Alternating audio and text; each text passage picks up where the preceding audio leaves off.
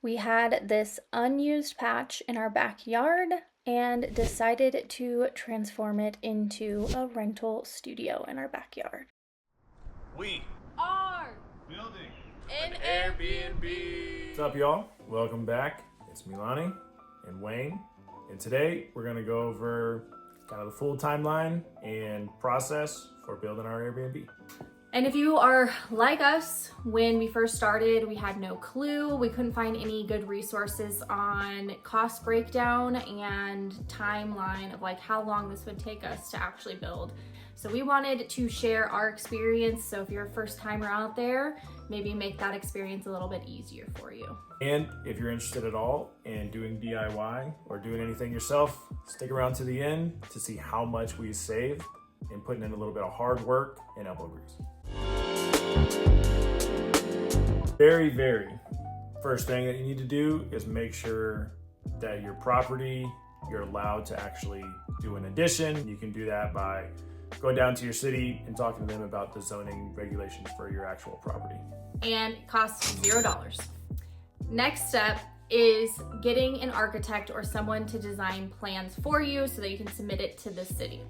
We got referred an architect, and working with her was great. And her in our local area, it was $1,500. And what we did is we paid a deposit up front just to get her to actually begin the work and start drawing. And then we paid her the remaining balance once those plans were approved. Submitting our plans cost us $0. All right, then once your plans are approved, you got to pay your city or your county.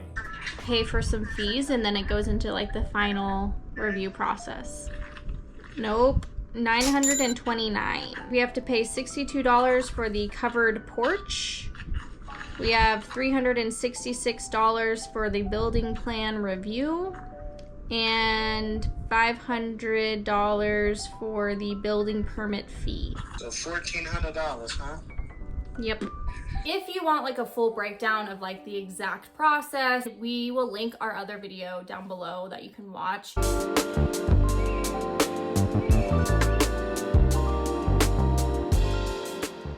We hired out our foundation work at $10,000. All right, so one of the big steps where it starts to feel like we're actually making progress is the foundation. So the foundation, at least for in our area, we ended up doing a stem wall. It ended up having multiple inspections. So it was kind of the most like inspection intense part of the build.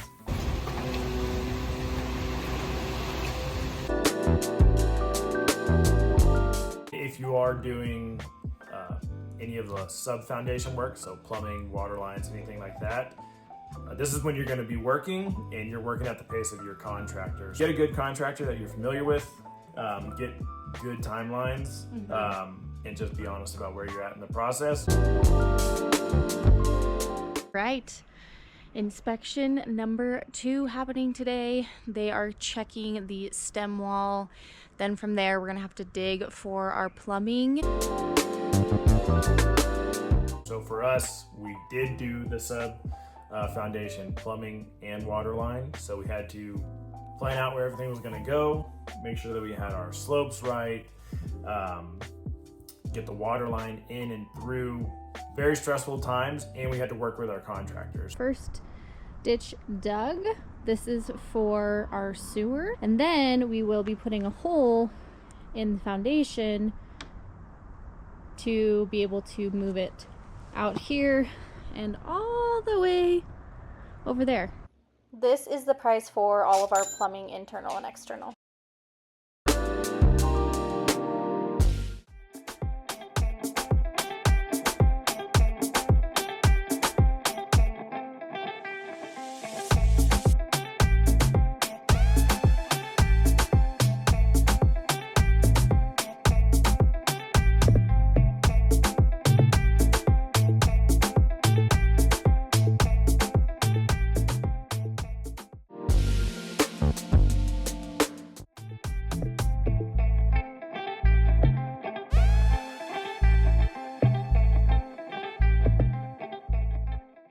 after the foundation was done, we started on framing at $4,508.62 to finish out all of the framing. That's exterior and interior lumber as well.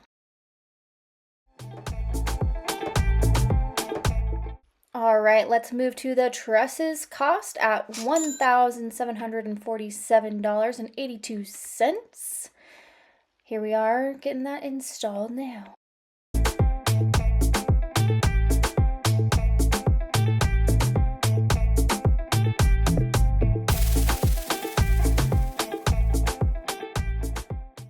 Last but not least, we do have the sheathing and siding coming at $2,406. Go. There you go. Last piece. Next, we have roofing at $1,701.04. Yeah. All done. We had a total of 5 windows in this build, 3 picture windows and 2 regular 4x4 windows. And this came to $748.87. Cool. So as you can see, this is our dry-in price breakdown.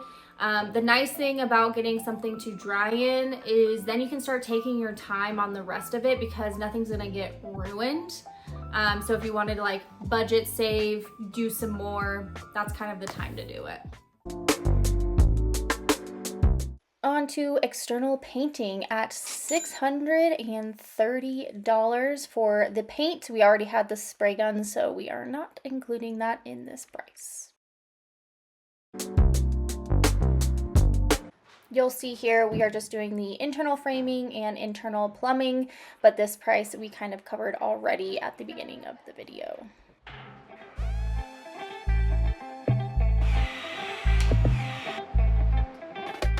And for electrical, we spent $742.38 on most of this wiring in the builds.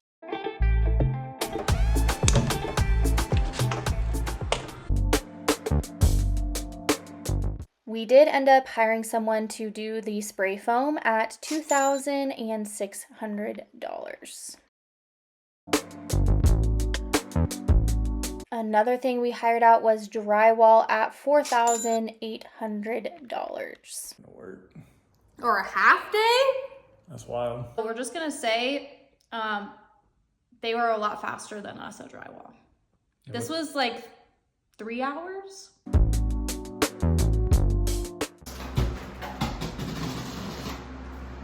Oh, you're stuck. For the tiling and tile material, we spent $411.36.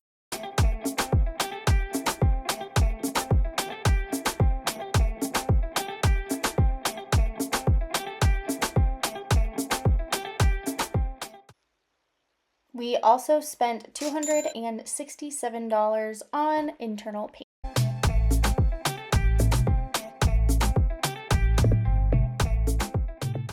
For the flooring, we spent $853.53. To wrap everything up, like finishing the bathroom, mini split, finishing our kitchen, it was $14,994.01.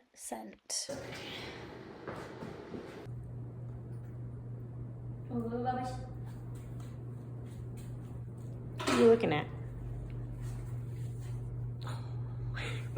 All right, finally done putting everything together. This is the outside.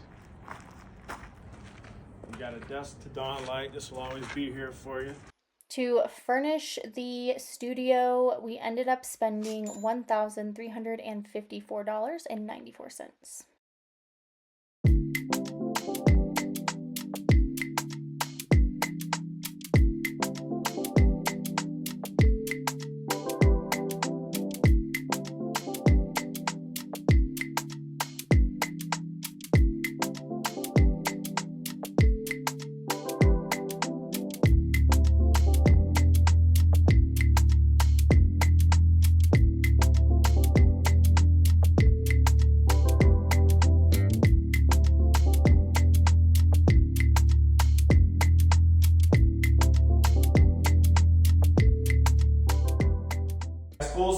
kitchen.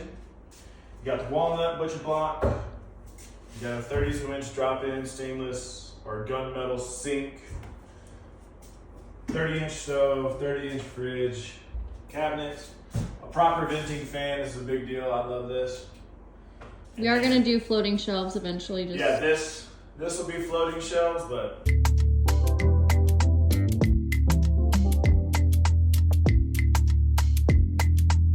you got the picture windows. window.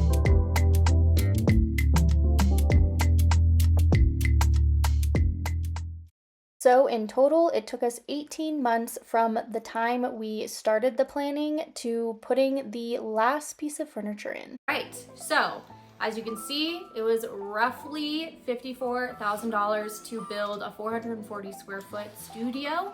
A little bit elevated, nicer finishes.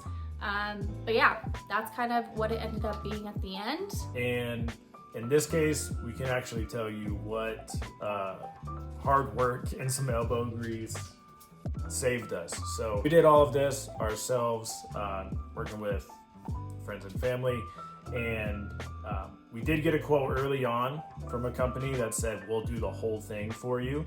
And they said it was gonna be about $400 a square foot, which comes out to about $160,000, a little bit over that. So in this case, we saved over $100,000 in doing this ourselves. Question, would you do it again? For sure. I think half of the time I spam Milani with opportunities for us to go do something similar again. What about you? I would give that a thumbs up. I would do it again. Totally worth it. Lots of fun opportunities. Definitely difficult and tiring, but I would say worth it. If you are, working on something, let us know down below what you're working on and share that with us. We're always super excited to get inspiration from others. Don't inspire them too much though, because then we're gonna have 50 projects to work on. And don't forget, hit that like button, subscribe, follow us along, because our next adventure, it is starting, and it's gonna take us places. That's all I'm gonna leave you with right now.